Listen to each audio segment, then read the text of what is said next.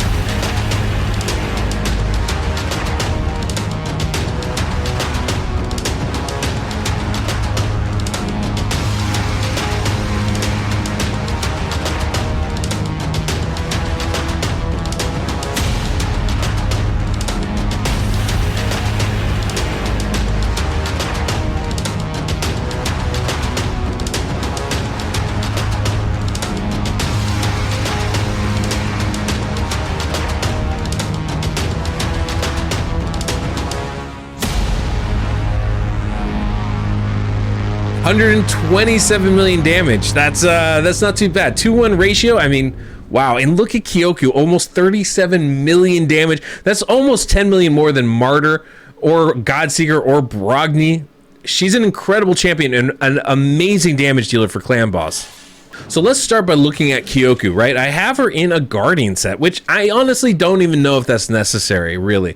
But it should help us survive a little bit longer, absorbing a little bit of the damage that some of the other champions are taking. Of course, we're lasting well beyond 50 turns, so, you know, it's a toss-up whether that's good or not. As far as her stats, 192 speed, she is slowest, 5600 defense, 100% crit rate, only 211 crit damage, 245 actually to land those debuffs. We could easily bump that crit damage up even higher and see her do even more damage. I mean, for my teams, my damage builds, that's a really low amount of crit damage.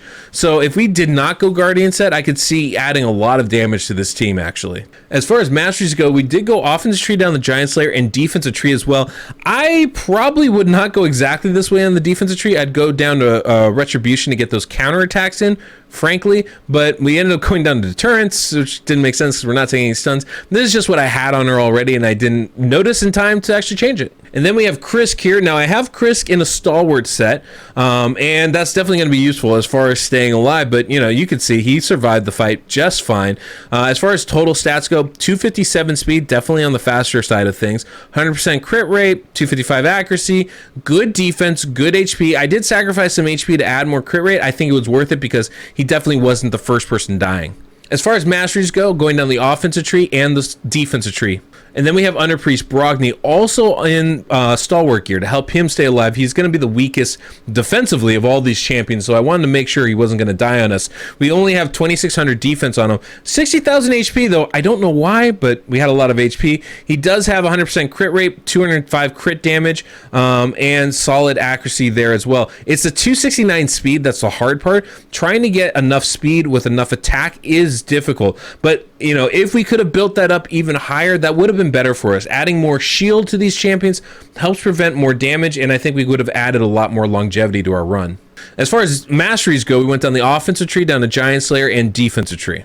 And then we have Martyr. Martyr, of course, we got a couple different sets on. The big thing here, and I think this was a mistake on my part, I should have built Martyr in stalwart gear because she's the one taking the stun. So when her shield breaks, she's then vulnerable for that first AoE. She's the only champion without a nice shield on. I think stalwart on her would have helped mitigate that damage, and then she wouldn't have died nearly as soon. We probably could have added several more turns of damage to our team if I had been able to do that.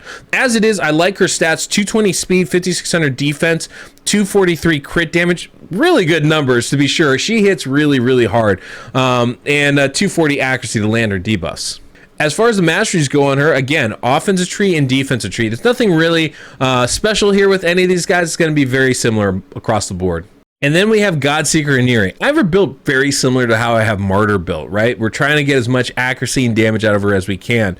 Not actually, as much damage out of her as we can. But we have her at 4,300 defense, 40,000 HP, 246 speed, 100% crit rate, 261 crit damage. So a little bit more crit damage, but a lot less defense. I'd really like to add more defense to her kit if I could. But, you know, we can only do so much at 246 speed. It's really hard to keep stacking that defense when you have speed boots on. So still, I would say a pretty darn good result here. As far as her masteries go, we can go down the offensive tree, and we have her on the defensive tree as well.